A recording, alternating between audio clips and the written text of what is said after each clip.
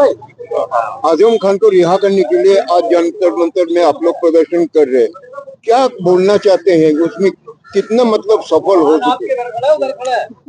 मोहम्मद अरशद खान, पूर्व विधायक जौनपुर, राष्ट्रीय सचिव समाजवादी पार्टी, राष्ट्रीय अध्यक्ष अम्बेडकर विचार मंच। मोहम्मद आजम खान साहब देश के वरिष्ठतम नेताओं में से एक हैं। वो 10 मरतबा एमएलए रहे हैं, 2 मरतबा एमपी रहे हैं, 4 मरतबा कैबिनेट मंत्री रहे हैं, लीडर ऑफ अपोजिशन रहे हैं, एलएलएम हैं, 78 साल उम्र है। और 2019 लोकसभा चुनाव के पहले उन पे, उनके परिवार पे, जौहर यूनिवर्सिटी पर कोई भी आपराधिक मुकदमा दर्ज नहीं था। ना उनके जीवन में कभी उनके ऊपर भ्रष्टाचार का आरोप लगा। लेकिन 2019 का लोकसभा चुनाव जीतने के बाद 4-5 महीने में ही लगभग 350 मुकदमे उन पे, उनके बेटे, उनकी बीवी, उनके परिवार और जौहर यूनिवर्सिटी कायम कर दिए गए। तो बात साफ लगती है कि सरकारी साजिश और दबाव में मुकदमे कायम हुए हैं और ये सारे मुकदमे फर्जी है। तो उनको इंसाफ नहीं मिल पा रहा है, क्योंकि उन्होंने सुप्रीम कोर्ट में एक अपील जारी किया था, उनके सारे मुकदमों को यूपी से बाहर ट्रांसफर कर दिया जाए। लेकिन सुप्रीम कोर्ट ने सुनवाई किया, याचिका खारिज कर दिया।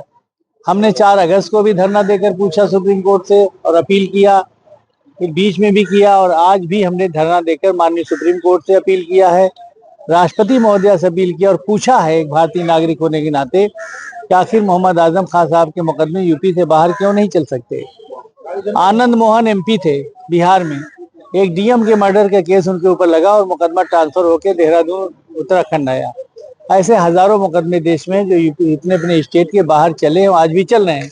मोहम्मद आजम खान साहब ने अगर अपील किया था, हमने फिर अपील किया है माननीय सुप्रीम कोर्ट से कि स्वतः संज्ञान लेकर मोहम्मद आजम खान साहब, उनके परिवार पर, जौहर यूनिवर्सिटी पर कायम सारे मुकदमों को यूपी से बाहर ट्रांसफर कर दिया जाए और खास तौर से उस स्टेट में ट्रांसफर किया जाए जहां बीजेपी की सरकार नहीं है।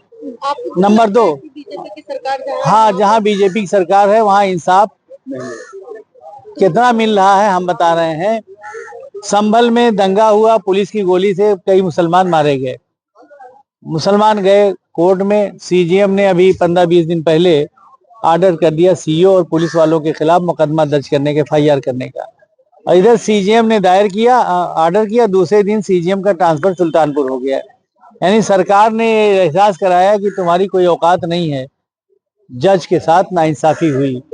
तो इस तरह का काम सरकार कर रही है, इसलिए उन्होंने अपील किया था कि यूपी से बाहर ट्रांसफर कर दिया जाए। डरे हुए हैं बीजेपी जो एक आदमी को मतलब उनका केस को ट्रांसफर करना, उनको रिलैक्स देना। भाई ट्रांसफर कर दे, न्याय मिल जाए, न्याय ही तो मांग रहे हैं भाई। ये भारतीय न्याय व्यवस्था है। अगर जिले की अदालत पे कुछ भी होता है तो आदमी हाई कोर्ट जाता है, हाई कोर्ट में कुछ होता है सुप्रीम कोर्ट जाता है। ये न्याय व्यवस्था की प्रक्रिया है। उदाहरण देकर के कहा कि ट्रांसफर हुआ था उनका केस, क्या लगता है सुप्रीम कोर्ट क्यों नहीं ट्रांसफर कर रही? करना चाहिए, फिर अपील किया गया है, हो जाएगा इंशाल्लाह। तो आज अपील किया गया। दूसरा है कि उन पर 350 मुकदमे उनके परिवार पर उन पर कायम हुए हैं।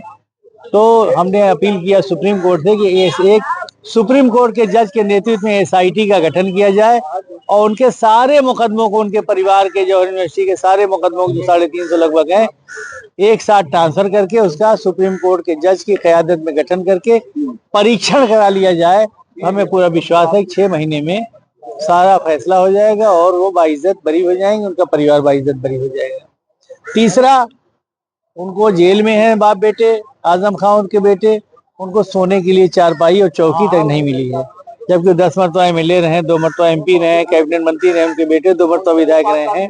तो एक क्लास की सुविधा मिलनी चाहिए। हमने माननीय मुख्यमंत्री जी को लिख के भी दिया है, चीफ सेक्रेटरी को लिख के दिया है और अपील किया है कि उनको सोने के लिए चारपाई या चौकी दिया जाए और उनको एक क्लास की सुविधाएं दिया जाए। यही मांग लेकर आज हम लोगों 2027 में समाजवादी पार्टी की सरकार अखिलेश यादव जी के नेतृत्व में उत्तर प्रदेश में बनेगी। जनता मन बना चुकी है, बस वोट का इंतजार है, इलेक्शन का इंतजार है। सरकार बदलेगी और अखिलेश यादव जी उत्तर प्रदेश के मुख्यमंत्री बनेंगे, समाजवादी पार्टी गठबंधन सरकार बनाएगी। अखिलेश यादव, आजम खान जिंदाबाद।